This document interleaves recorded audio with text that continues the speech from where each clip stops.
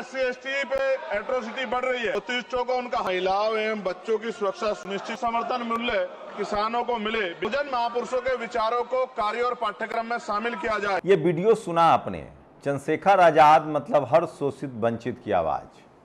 इसमें आपने सुना होगा महाबोधि बोध विहार का मुद्दा उठाया जो इस देश के SC/ST OBC का मुद्दा है।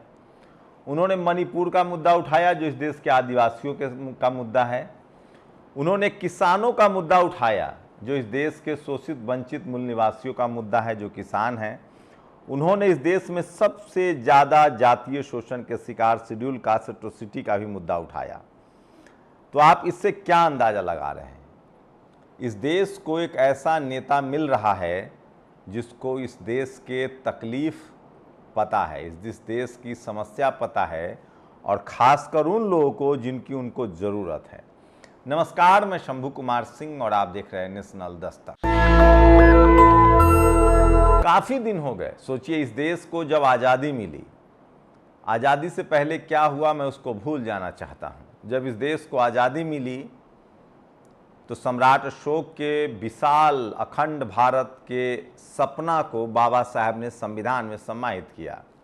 बाबा साहब अम्बेडकर ने जगदेव प्रसाद की शहादत को भी महसूस किया होगा जरूर, क्योंकि उससे पहले जो हुआ था और वही सपना था जिसको जगदेव बाबू जी रहे थे। बाबा साहब अम्बेडकर ने कबीर को गुरु माना है, फूले साहब को गुरु माना है और तथागत बुद्ध को माना है। उन्होंने भारत के संविधान में तथागत बुद्ध के विचार करुणा, दया, मैत्री, समानता को लिया, सम्राट अशोक के अखंड भारत को लिया और वहां से तमाम प्रतीक लिया। उन्होंने भारत के धम्म को अपने जीवन में अंगीकार किया और उनकी कोशिश थी कि इस देश के जो शोषित वंचित समाज के लोग हैं, जिनके साथ 1000 साल से जाति के नाम पर भेदभाव हो रहा है, जिस देश में सांप्रदायिकता है, जिस देश में शोषित वंचित समाज को, मेहनत कश लोगों को शोषित किया जा रहा है, उनको बराबरी का मौका मिले। देश आज़ाद हुआ, SC/ST को रिजर्व सीटें दी गई ताकि उनको कुछ मौका मिले, रिजर्वेशन इंप्लीमेंट हुआ। इस देश के शोषित वंचित पिछड़े किसान जो मेहनत कश लोग थे, उनके लिए भी संवैधानिक प्रावधान किया। उस समय के संसद में कुछ लोग थे जो कहते थे कि वोट का अधिकार उनको मिले जो पढ़े लिखे हैं, जो टैक्स देते हैं। आप सोचिए, वर्ण कुव्यवस्था में एक राज करने वाला था, एक पढ़ने वाला था, एक व्यापार करने वाला था, बाकी सब शूद्र और अछूत थे। जितने किसान जातियां थी उनको कोई अधिकार नहीं था। बाबा साहब ने सबको संविधान में अधिकार दिया। 60 साल तक कांग्रेस ने राज किया। एक दौर समय समय पर तमाम ऐसे बहुजन महापुरुष हुए जिन्होंने इस लड़ाई को आगे बढ़ाया। आज़ादी के ठीक बाद लोग अपने नौकरों को चुनाव जिताते थे, बूथ लूट लेते थे, लेकिन धीरे धीरे ही सही बाबू जगजीवन राम एक बड़े नेता बनकर उभरे। उसके बाद बिहार में जगदेव बाबू की शहादत हुई। जननायक भारत रत्न कर्पूरी ठाकुर आए, देवीलाल आए, चौधरी चरण सिंह आए, ऐसे तमाम नेता आए और इसी का नतीजा रहा कि कांग्रेस की मोनोपोली टूटी, क्योंकि कांग्रेस में भी सवर्ण वर्चस्ववाद था। उसकी मोनोपोली टूटी और तब नीतीश कुमार, लालू यादव, रामविलास पासवान जैसे नेता जो गरीब परिवार में पैदा हुए थे लेकिन सड़कों से आए थे, उसको समाज ने हाथों हाथ लिया।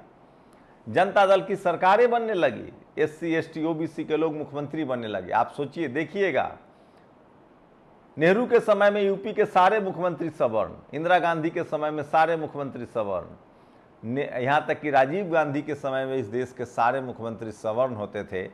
लेकिन जैसे जैसे शोषित वंचित समाज की आवाज़ें गूंजने लगी, जगदेव बाबू की शहादत हुई, दक्षिण में करुणानिधि का आंदोलन चला, ऐसे तमाम लोग आंदोलनरत रहे और नतीजा ये हुआ। सोचिए, आज की पैसे की पॉलिटिक्स होती तो आज कोई लालू यादव, नीतीश कुमार या मायावती जी या मान्यवर साहब नहीं आ पाते राजनीति में। तब उस समय के तमाम बड़े नेताओं ने, मान्यवर साहब ने तो अपनी लाइन खुद बनाई, लेकिन नीतीश कुमार, लालू यादव हों या आपको बता दें कि रामविलास पासवान हो, फूलन देवी हो, मुलायम सिंह यादव हो, इन लोगों को बनने में उन तमाम शोषित वंचित समाज के सोच वाले लोगों का हाथ रहा और उन्होंने पैसा नहीं देखा, परिवार नहीं देखा, इनको राजनीति में मौका दिया।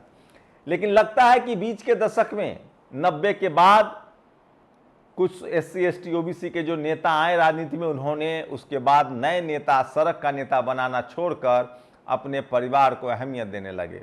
वो जातिवाद से आज भी लड़ रहे हैं, भले ही लड़ा भी है, लेकिन परिवार के मुंह से निकल नहीं पाए और जातिवाद के खिलाफ लड़ते लड़ते परिवार के मुंह में फंस गए और नतीजा हुआ कि अब बहुजन समाज को सड़क का नेता नहीं मिल रहा है। मैं फिर कह रहा हूं, नरेंद्र मोदी किसी परिवार से नहीं है, वो सड़क के हैं।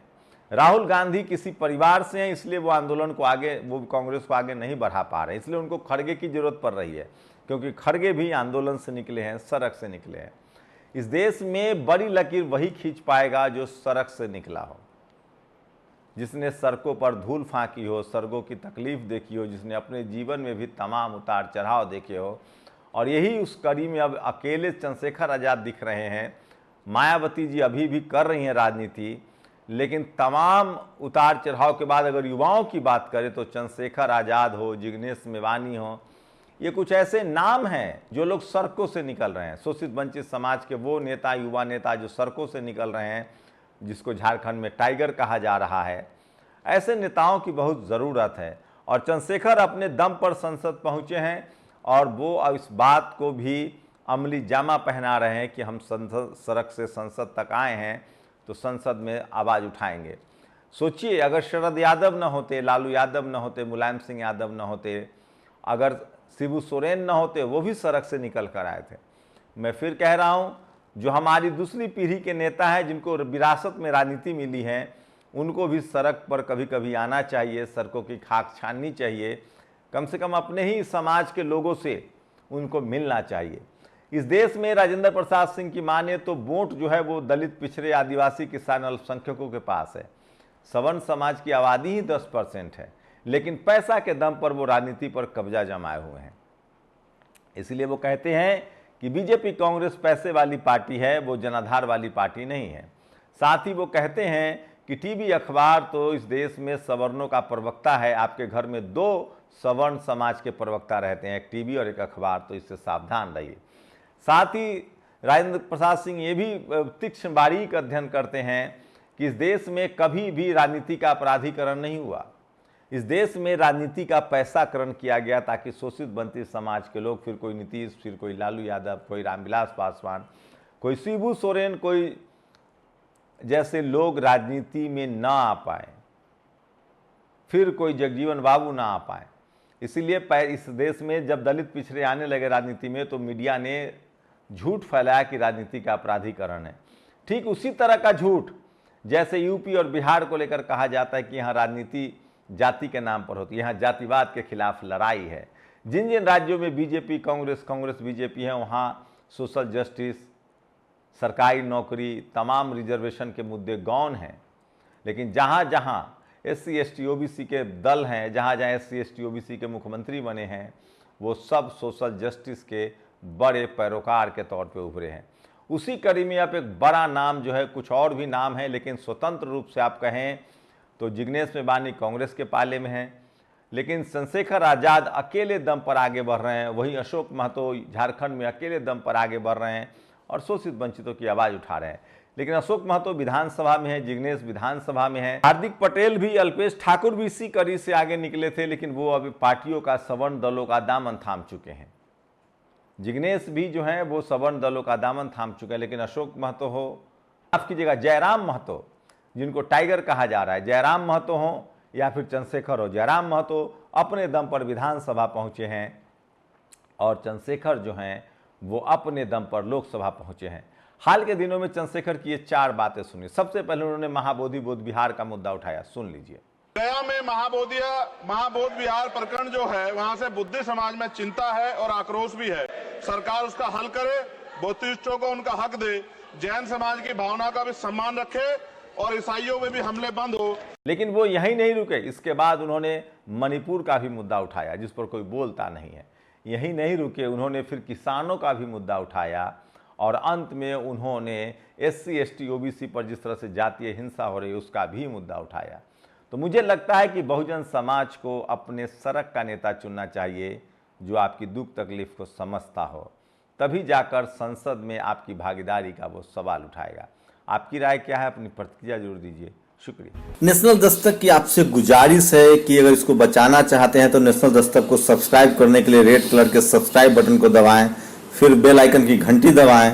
नेशनल दस्तक को बचाने के लिए बहुत जरूरी है कि हर खबर को शेयर करें, लाइक करें, कमेंट जरूर करें।